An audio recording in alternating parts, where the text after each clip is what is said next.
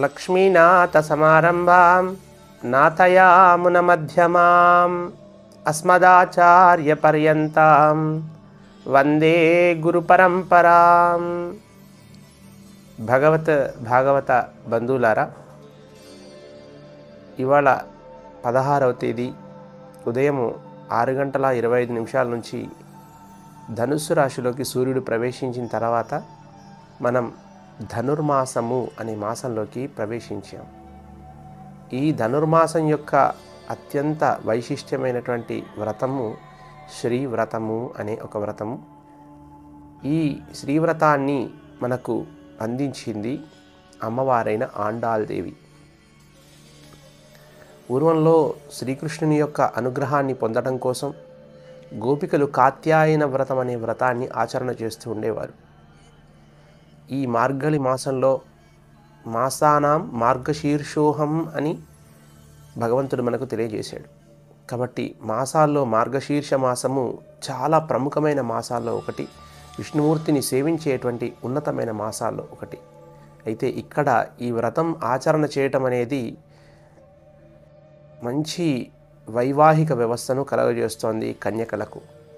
అట్లాగే మరి ఎవరైతే ఏ కామితాలతో, ఏ కామితార్థాలతో, ఏ కోరికలతో ఈ యొక్క వ్రతాన్ని ఆచరణ చేయదలుచుకున్నారో ఆయా ఫలాలనిచ్చే అద్భుతమైన కాలంగా ఇది చెప్పబడుతోంది.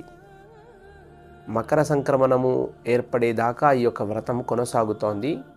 భోగి రోజున మరి సాక్షాత్ అమ్మవారు 30 రోజుల పాటు ఈ దివ్యమైనటువంటి వ్రతాన్ని ఆచరించి మనం ఎట్లా భగవంతుని పొందాలో మనకు ఒక మార్గదర్శనం చేసింది అమ్మ అయిన ఆండాల్దేవి. ఇవాళ మొదటి రోజు మనకు ఈ దివ్యమైన పాసురాన్ని అనుసంధానం చేస్తుంది అమ్మ. మార్హళ తింగల్ మతి నిరైంద నల్నాళాళ్ నీరాడు పొదు వీర పొదుమినో నేరియలీర షీర్మల్హుం పాడి ఆయ్ షెల్వచ్చిర్మీర్గాళ్ అంటూ అమ్మ ఈరోజు దివ్యమైన పాసురాన్ని అనుసంధానం చేసింది. ఇదిగో మార్గళి మాసంలో మార్గళి తింగల్ మతి నిరైందు నల్నాళాళ్, ఇదిగో మది నిండా నిన్నే నింపుకున్నానయ్యా స్వామి. నల్నాళాళ్ నీరాడు పొదువీరు పొదుమినో, మరి తెల్లవారుజామున్నే అంటే సూర్యోదయానికంటే ముందుగా ఉండే అరుణోదయ కాలంలో లేచి చల్లటి నీళ్ళతో స్నానం చేసి ఈ వ్రతాన్ని ఆచరణను ఆరంభిస్తారు. ఎందుకు అంటే సూర్యుని నుంచి వెలువడేటువంటి హిరణ్య అనేటువంటి ఒక కిరణము అనేక కోట్ల కిరణాల కంటే కూడా చాలా శక్తివంతము. కాబట్టి ఆ హిరణ్య అనేటువంటి కిరణం నీటిలో ఈ మార్గశిర మాసంలో దాగి ఉన్నదట. కాబట్టి ఈ కాలంలో ఆ అరుణోదయ కాలంలో మనం ఆ స్నానాన్ని ఆచరిస్తే గనక దాని ఫలం అనేది మన శరీరంలో ప్రవేశించి అద్భుతమైన యశస్సును, తేజస్సును కలిగి ఉంచేటువంటి ఒక గొప్ప గుణాన్ని కలిగి ఉందట ఇది. అయితే భగవంతుని ఆరాధించాలి అంటే భక్తి అత్యంత ప్రధానమైనటువంటిది. ఆ భక్తి హేతువుతో మనం ఎప్పుడైతే భగవదారాధన చేస్తామో మనం మన జీవితంలో నిజమైన సంతోషాలను, నిజమైన భోగాలను, నిజమైన భాగ్యాలను పొందడానికి కావలసినటువంటి అర్హతను మనం అద్భుతంగా పొందేటువంటి ఒక యోగ్యత మనకు ప్రాప్తిస్తోంది. మనకు దీనికి చక్కటి ఉదాహరణ చెప్తారు మన పూర్వీకులు. ఒక మహారాజు గారు అనుకున్నట్ట, ఇదిగో నా రాజ్యంలో ఉన్నటువంటి ప్రజలకు మరి భగవద్ దర్శన యోగ్యతను కలగజేసే ఒక శక్తిని ఇవ్వాలని సంకల్పించేట. ఒక పెద్ద బావిని ఎన్నుకొని ఆ బావిలో నీళ్లను ఎవడైతే తోడుతాడో, మరి అక్కడ ఉన్నటువంటి గంగాలాన్ని ఎవడైతే నింపుతాడో ఆ గంగాలను నింపేవాడికి నా రాజ్యం అంతా అప్పచెప్తానని ఒక చాటింపు వేస్తాడట. ఎన్నో వేల మంది వస్తున్నారట, మరి ప్రయత్నం చేస్తున్నారట పాపం. ఆ గంగాలంలోని నీళ్లను నింపడానికి బావిలో ఉన్నటువంటి నీళ్ళన్నీ తోడుతున్నారట. ఎంత తోడినా గంగాలానికి అన్ని చిల్లులు ఉండడం వల్ల ఆ నీళ్ళన్నీ ఎక్కడివక్కడ పోతున్నాయిట. ఒకడు 7-8 నెలల పాటు చేసి రాజా మీరు చెప్పిందంతా వృధా, కష్టపడడం వల్ల మనిషికి ఏమీ రాదు అని వెళ్ళిపోతున్నట్ట. మరొకడు అనుకున్నట్ట, మహాసంకల్పం చేసుకున్నట్ట, అయితే గంగాలమన్నా నిండాలి, లేకపోతే మరి ఈ బావిలో నీళ్ళన్నా అయిపోవాలి అని సంకల్పం చేసుకొని మరి ఇక నీళ్లను తోడడం మొదలుపెట్టాట. ఎంత తోడుతున్నాడంటే అసలు బావిలోని నీళ్ళే అయిపోయేంతగా తోడాడట. అప్పుడు గంగాలలో ఎన్ని నీళ్లు పోసినా ఆగకపోవటం వల్ల వాడికి అవకాశం లేక ఇక నీళ్ళే లేకుండా చేస్తానని మహాసంకల్పంతో కష్టాన్ని చూసి భయపడేంతగా కష్టపడిపోయేట. మరి అప్పుడు మహారాజు గారు చాలా సంతోషించేట, అయ్యా నీలాంటి వాడి కోసమే నేను చూస్తున్నాను అని. మరి ఒక్కసారి నువ్వు బావిలోకి తొంగి చూడవయా అన్నట్ట. ఆ బావిలోకి తొంగి చూస్తే దగద్దగాయమానమైన వజ్రపు రాశి, బంగారపు రాసులు కనబడ్డాయిట వాడికి. అంటే జీవితంలో ఎంత కష్టాన్ని మనము గొప్పగా అవలోకన చేసుకోగలుగుతాము, ఎన్ని కష్టాలను మనము మన జీవితంలో ఆవలింపు చేసుకోగలుగుతామో ఇంకా అంత శక్తివంతుడవుతాడు భక్తుడు అనేటువంటి వాడు. కానీ భక్తి లేనిటువంటి వాడి కష్టాలు వచ్చినా, సుఖాలు వచ్చినా, దుఃఖాలు వచ్చినా వాటిని వాడు అవలోకన చేసుకోలేడు, వాటి ఫలాన్ని వాడు ఇతరులకు అందించను లేడు. కాబట్టి అమ్మ యొక్క అనుగ్రహపాత్రమైన యోగ్యత మనకు వచ్చే కాలం ఇది. అయితే ఇక్కడ భగవంతుని అమ్మ ఎట్లా కొలుస్తుంది అంటే, మన ఇంట్లో ఒక చిన్న పిల్లవాడు ఉంటే ఓ తల్లి ఎట్లా అయితే పుత్రుణ్ణి చాలా జాగ్రత్తగా వాడికి అన్నీ అందిస్తుందో, అట్లా ఏరుకోరి ఒక్కొక్క దాన్ని అందించడమే కాదు, ఈ గోపికలందరినీ మేలుకొలుపుతూ మరి ఆ భగవంతుని మనం ఎట్లా చేరాలో, ఏ యోగ్యతలతో మనం ఆ భగవంతుని పొందాలో మనకు తెలియజేసేటువంటి అద్భుతమైనటువంటి వ్రతమే ఈ తిరుప్పావై అనేటువంటి వ్రతం.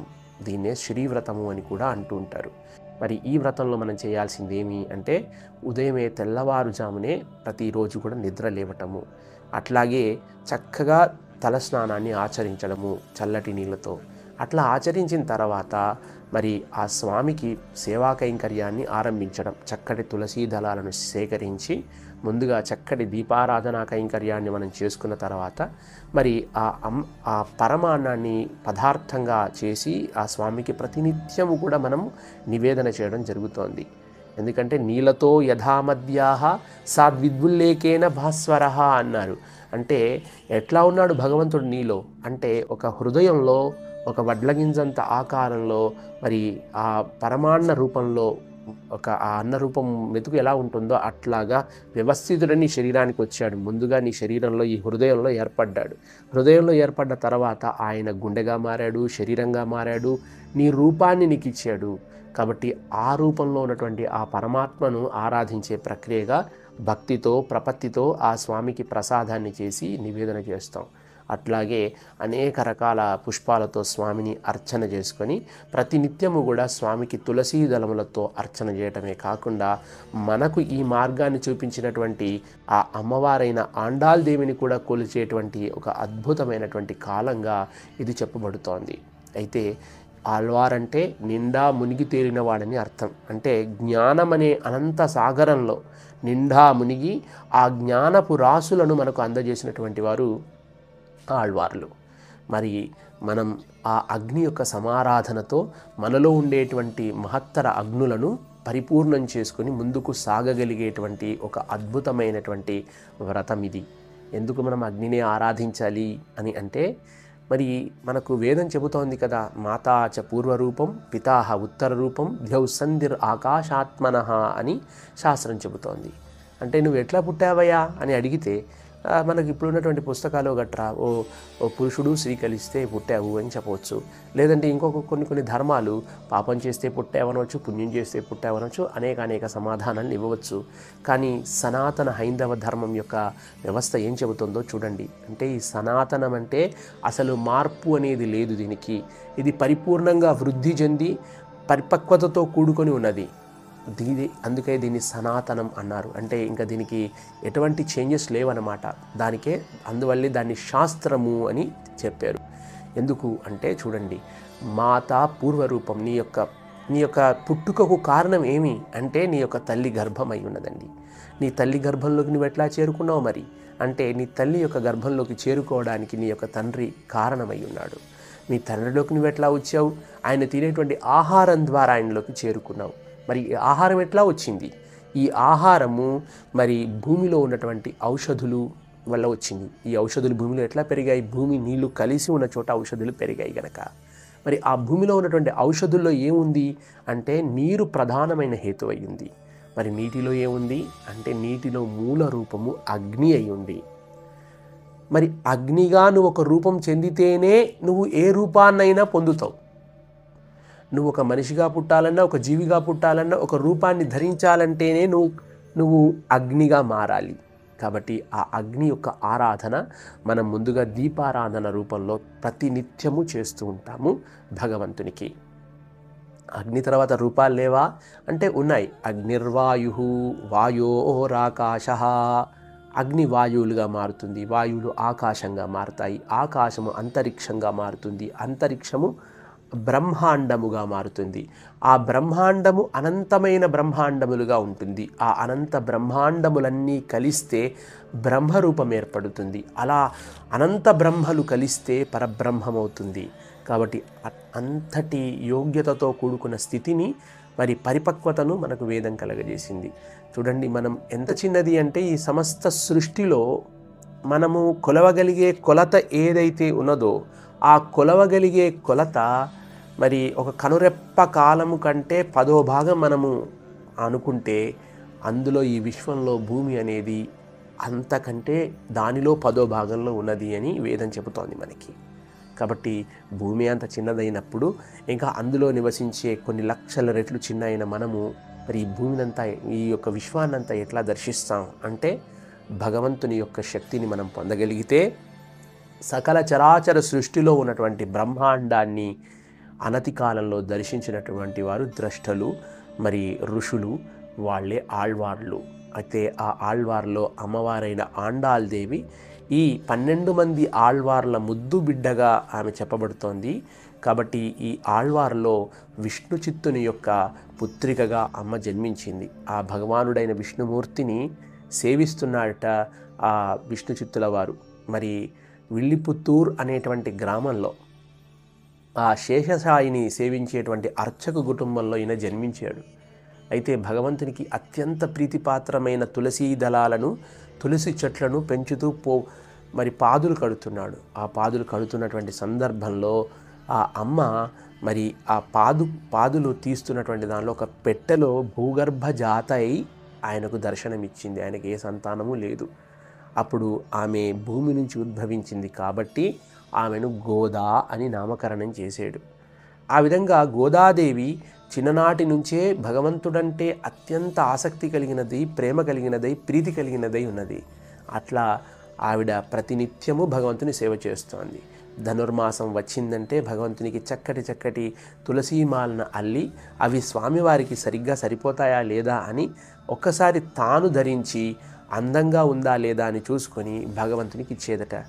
అట్లా ఒకనాడు ప్రతిరోజు స్వామికి సమర్పిస్తున్నటువంటి తులసీ దళపు మాలను చూసి ఇందులో ఏదో వెంట్రుకలాగా ఉందని చూసేట విష్ణు చిత్తులు. అయ్యయ్యో, ఎంత అపచారం చేశానయా స్వామి అని ఆ అపచారాన్నంతా కూడా తొలగించుకోవాలని ఇంటికి వెళ్ళి ఆండాల్దేవి నువ్వు ధరించావని అడిగాట. ఎంత అపచారం చేశానో శిక్షించాట. తెల్లవారి స్వామివారికి ఆ తులసీమాల వేస్తే ఆయన ఒప్పుకోలేదట. మరి ఆయన విష్ణు చిత్తులకు కల్లో కనబడి, ఇదిగో నీ బిడ్డ ధరించినటువంటి మాలనే నాకు కావాలి అన్నట్ట. అంటే భక్తుడు అనేటువంటి వాడు ఎంత భక్తితో సమర్పిస్తాడనేదే అది భగవంతునికి అవసరమైన విషయము. భక్తి కలిగి ఉంటే అది ఎవడికో ప్రయోజనం కాదు, భగవంతునికి అంతకంటే ప్రయోజనం కాదు. ఆ భక్తి ప్రపత్తులు కలిగి ఉండడం అనేది మనకు ప్రయోజనాన్ని ఇచ్చే ఒక సాధనమై ఉన్నది. కాబట్టి ఈ శ్రీవ్రతాన్ని ఇట్లాగా మనము 30 రోజుల పాటు ఆచరించగలిగినట్టయితే గనక అది సంపూర్ణమైనటువంటి ధనాన్ని, ఐశ్వర్యాన్ని, భోగభాగ్యాలను, సంపదలను, నిజమైన సంతోషమేదో నీ జీవితంలో ఆ సంతోషాన్నిచ్చి పరమపదధాముని యొక్క అనుగ్రహపాత్రమైన స్థితి ద్వారా ఈ భూమి మీద ఉన్నంతకాలము అత్యంత కీర్తి ప్రతిష్టలతో, ధనంతో, సంపదతో బ్రతికేవాడిగా అవుతావు. తదనంతరము మోక్ష సాయుధ్యమనే ఒక యోగ్యతకు నువ్వు అర్హును అవుతావు. కాబట్టి ఈ మంగళప్రదమైన అవకాశాన్ని మనకు ఈ కలియుగంలో శరీరయుక్తంగా శ్రీరంగనాథునిలో విలీనమైనటువంటి అమ్మవారైన గోదాదేవి అందించిన ఈ శ్రీవ్రతాన్ని మనమందరం చక్కగా ఆచరించి మరి ఆ అమ్మ యొక్క కృపకు పాత్రలమవుదాం. జై శ్రీమన్నారాయణ.